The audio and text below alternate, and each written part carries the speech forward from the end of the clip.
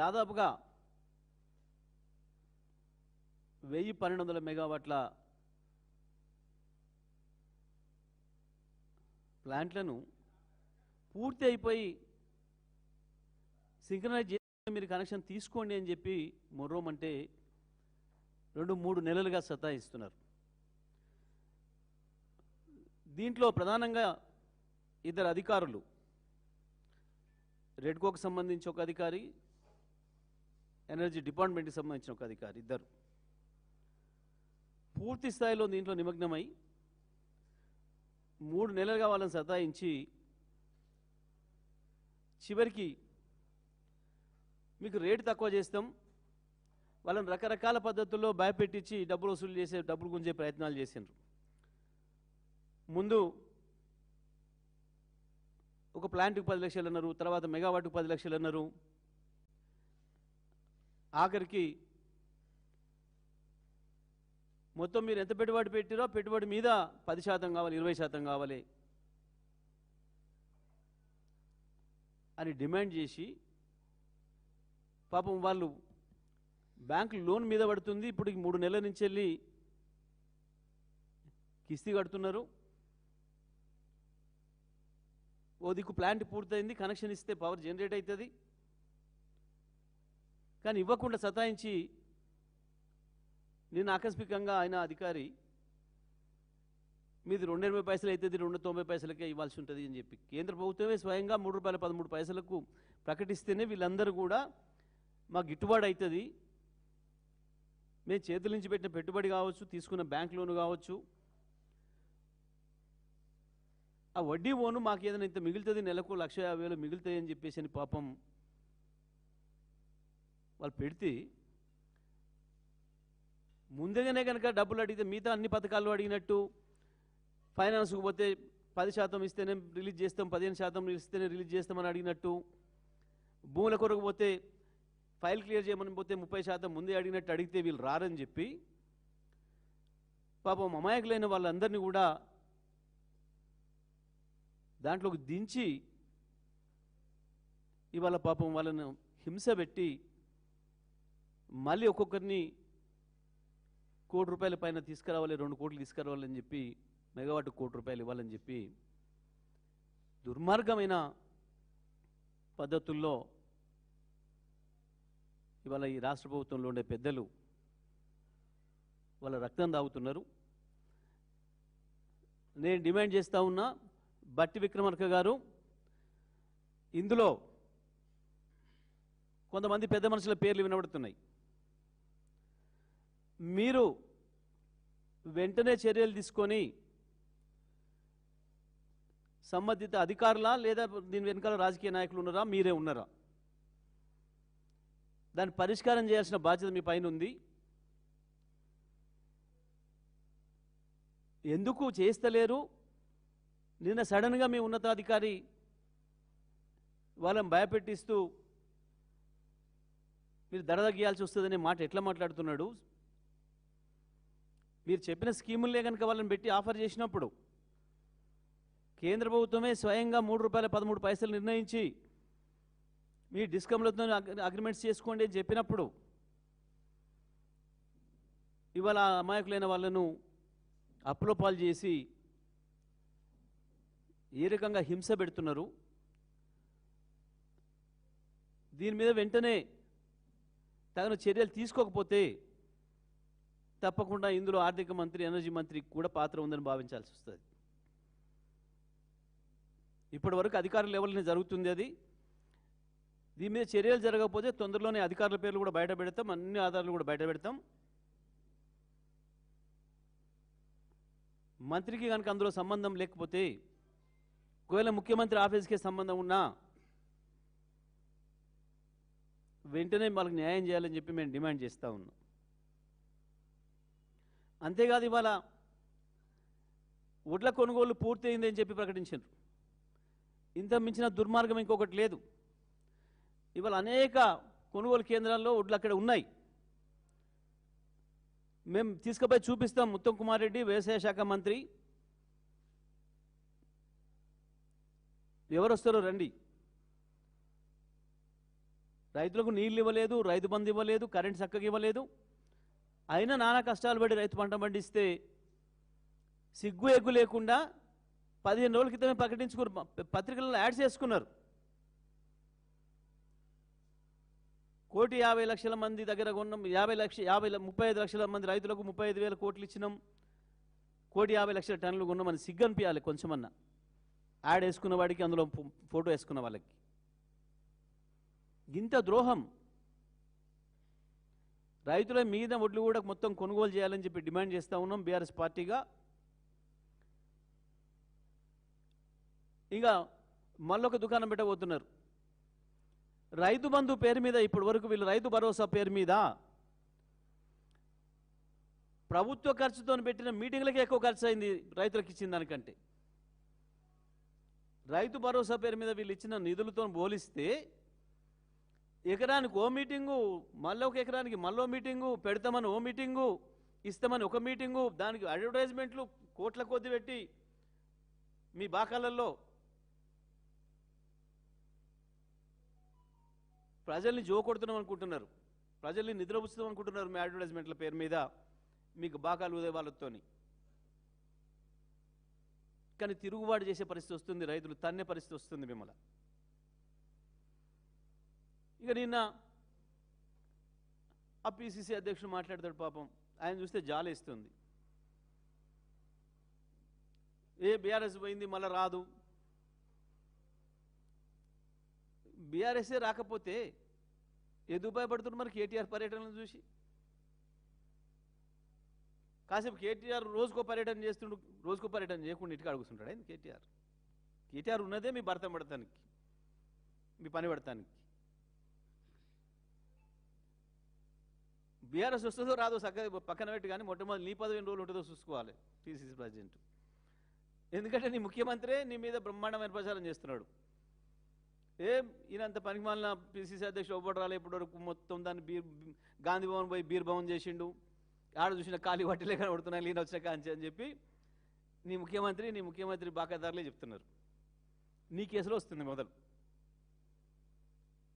తప్పకుండా ప్రజలు బీఆర్ఎస్ వైపే ఉన్నారు, అందులో సందేహం ఏం లేదు. అందుకనే కేటీఆర్ను రోజుకు ఒక్క చోట కాదు 3 చోట్ల పిలుస్తాను. నువ్వేమైనా ప్రెస్ మీట్లే తప్ప ఇంకో దానికి పోలేవు. నీ ముఖ్యమంత్రి ఏమో అధికారులు తీసుకొచ్చిన మందిని చూసి మందితో ఉపన్యాసం బూతులు మాట్లాడి రావాలి పోయి. ఇక బీఆర్ఎస్ బీజేపీ ఒక్కటా, బీజేపీ హైబ్రిడ్ కాంగ్రెస్ ఒక్కటా అనేది నిన్న తేలిపోయింది. మొన్న ప్రధానమంత్రి వచ్చి కన్నుగిట్టిపోయిండు, వచ్చేసేయి నాతో వెంటనే వాడిని వదిలిపెట్టి నేను మంచిగా చదువుకుంటా, రోజు పూల పండ్లు తెస్తా అని. ఇప్పుడు నిన్న వీళ్ళిద్దరు కలిసి డ్యూయట్ పాడుతున్నారు పోయి. ఏది మొన్న వారం రోజులు తిట్టుకున్న వాళ్ళు, ఇద్దరు మ్యాచ్ ఫిక్సింగ్లో తిట్టుకున్న వాళ్ళు. నేను నిన్ను తిడతా, నువ్వు నన్ను తిట్టాలి. ఎందుకంటే జనం మన ఇద్దరిని మర్చిపోయి కేటీఆర్ వైపు చూస్తున్నారు, కేసీఆర్ వైపు చూస్తున్నారు.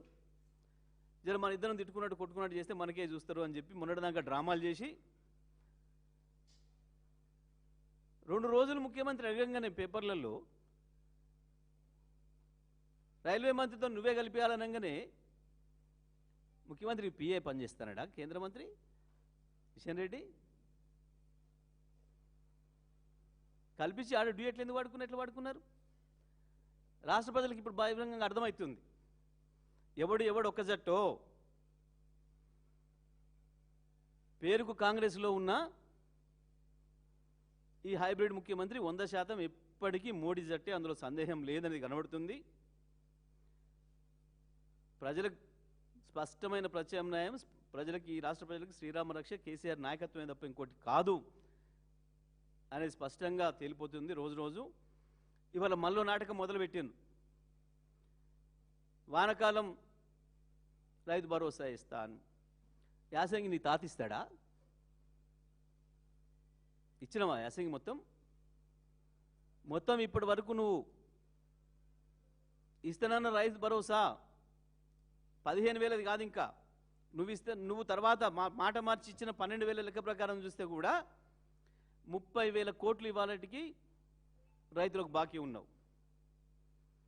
తెలంగాణ రైతులు కూడా ఆలోచించాలి. 2 లక్షల రుణమాఫీకి మోసపోయి 15,000 రుణమాఫీ అదేంది రైతు భరోసా పేరు మీద మోసపోతే కేసీఆర్ ఇచ్చిన రైతు బంధును చక్కగా ఇస్తే కూడా ఇప్పటికీ 30,000 కోట్లు ఇంకా రైతులకు బాకీ ఉంది ఈ ప్రభుత్వం.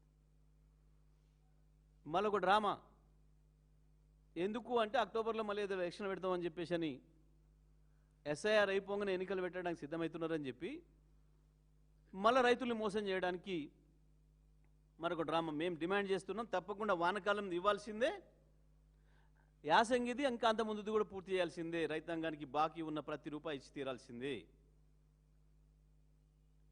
మీ ఎన్నికల మేనిఫెస్టో ప్రకారం 15,000 ఇవ్వాల్సిన మీరు ప్రారంభిస్తాము అని చెప్పి గొప్పలు చెప్పి ఇప్పటికీ 10 సార్లు ఏదైతే ప్రభుత్వ ఖర్చుతోని మీటింగులు పెట్టినరో,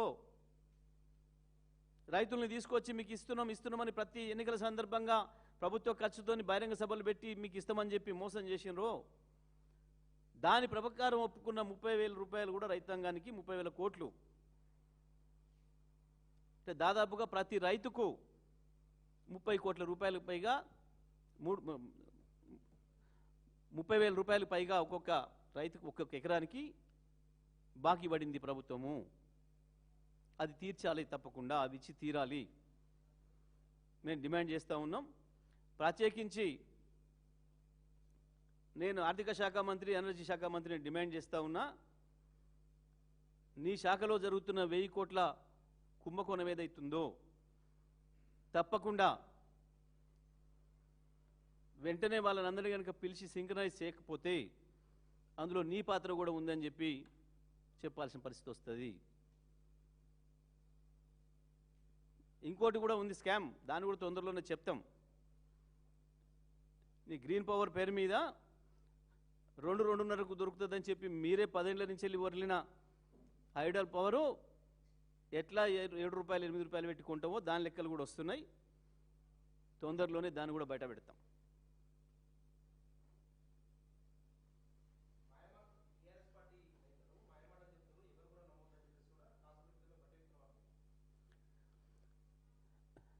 ఏది రైతు భరోసా 15 ఇస్తానని చెప్పి 12కు తీర్మానం చేసి 6 కూడా ఇవ్వకపోవడం అదేనా బట్టి విక్రమకి చెప్పింది?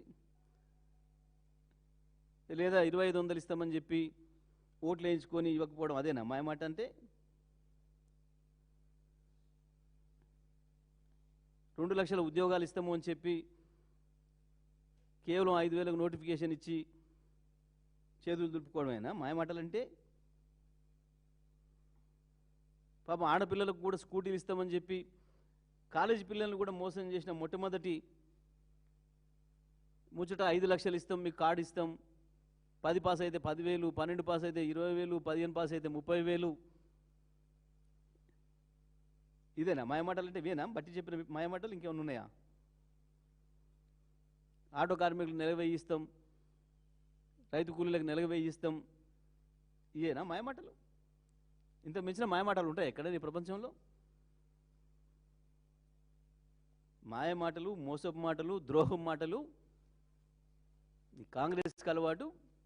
ఇప్పుడే హైబ్రిడ్ కాంగ్రెస్కి ఎక్కువ అలవాటు.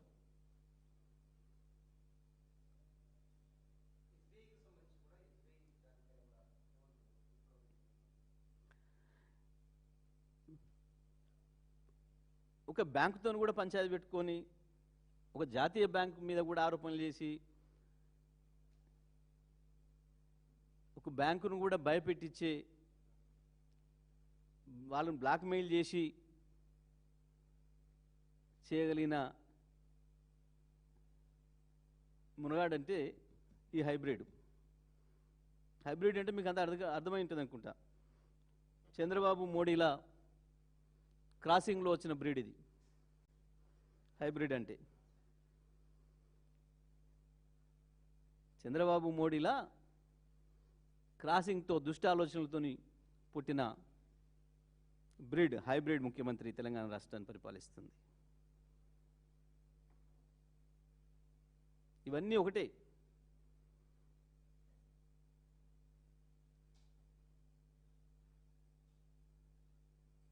పాపం పైకి ఆ మందబుద్ధి అయిన నాయకత్వంలో ఉన్నాడు కానీ లోపటంతా అటే. బహిరంగంగానే బయటపడుతున్నాడు.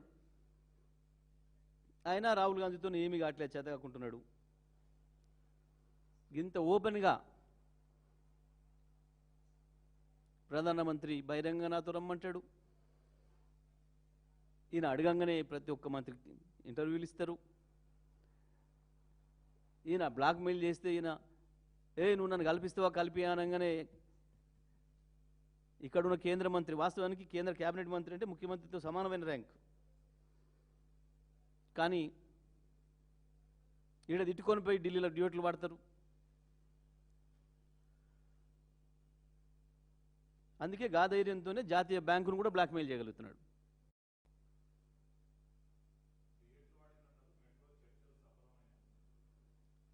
అదే కదా మేము చెప్పేది, డ్యూయట్లు అంటున్నా. అంటే ఈయన ఆయన అడుగుడు, ఆయన కలిసిపోబుడు. గత చరిత్రలో ఎప్పుడైనా చూసిరా మీరు? మొత్తం ఇప్పుడు భారతదేశ చరిత్రలో ఇప్పటి వరకు ఒక కేంద్ర కేబినెట్ మంత్రిని భయపెట్టిస్తే తీసుకుపోయి ప్రధానమంత్రిని ఇంకో మంత్రిని కలిపినట్టు, తోటి మంత్రిని కలిపినట్టు.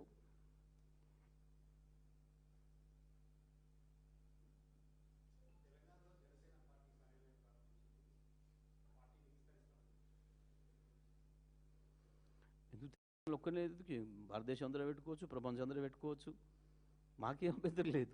దాన్ని చూడొద్దన్నాడు కాదని బ్రహ్మాండం. కొత్తగా పెట్టేది ఏంది లేదా ఇంతకుముందులకు? అసలు పుట్టినప్పుడే ఇక్కడ పుట్టినామని చెప్పే కదా. మీరంతా మర్చిపోయారా ఏంది? మీరంతా యాదమరుస్తుర్రు. ఆయన బ్రహ్మాండంగా 11 రోజులు నిరాహార దీక్ష తెలంగాణ వచ్చినందుకు అక్కనే కదా చేసింది, జనసేన పార్టీ ఆఫీసులనే కదా. 11 రోజులు నిరాహార దీక్ష చేసిన అని చెప్పి ఆనందం లేదు నేను తెలంగాణ వచ్చినందుకు, అమరవీరుల త్యాగాన్ని నిరసనగా అని చెప్పి కదా. ఈ కొత్తగా పెట్టినట్టు ప్రకటించుడేంది, మీరు మీరు మీరు ప్రచారం చేసుడేంది? చాలా ఆశ్చర్యంగా ఉంది.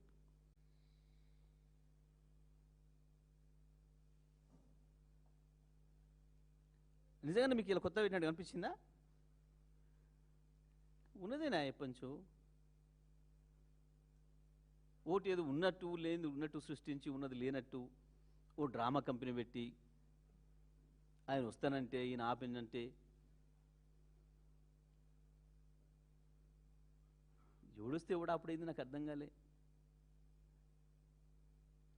మేమే చెప్తాం ఉద్యమ సందర్భంగా కేసీఆర్ గారే చెప్పిండ్రు, మేము అద్భుతంగా ఉపన్యాసాలు పాటలలో కూడా చెప్పినాం, రావచ్చు పోవచ్చు, రొయ్యలు అమ్ముకోవచ్చు బియ్యం అందుకోవచ్చు అని చెప్తుంది. కొత్తగా వచ్చేదేంది, ఇప్పుడు కొత్తగా పెట్టేదేంది? పుట్టి పెరిగిందే ఈడ, తిన్నదే ఈ తిండి, తాగేది ఈ నీళ్ళు, ఆ శరీరం అంతా నిర్మాణమైంది ఈ తెలంగాణ సొమ్ముతోని. కొత్తగా అయ్యేదేంది, కొత్తగా వచ్చేదేంది? ఎవడో తిక్కలోడు మాట్లాడతాడు తెలియలేక, ఈ రావద్దు ఆడికి రావద్దు అని, లేదా మ్యాచ్ ఫిక్సింగ్లో మాట్లాడుకుంటారు. ఇదంతా ఒక మ్యాచ్ ఫిక్సింగ్. మోడీ, చంద్రబాబు, రేవంత్ రెడ్డి, జనసేన ఇవన్నీ ఒకటే టీం, ఇవన్నీ కలిపి ఆడుతున్న నాటకాలు తెలంగాణలో. కొత్తది ఏది లేదు, ఒకటే థియరీ, ఒకటే సినిమా, ఒకటే కథ, రకరకాల సినిమాలు తీస్తారు గింత మార్చి. గా పద్ధతుల్లో ఈ డ్రామాలు తప్ప ఏం లేవు దీంట్లో. ఏ సినిమా చూసినా ఏముంటుంది, చివరి ముగింపు అదే కదా. ఎట్లా? Okay, right, thank you.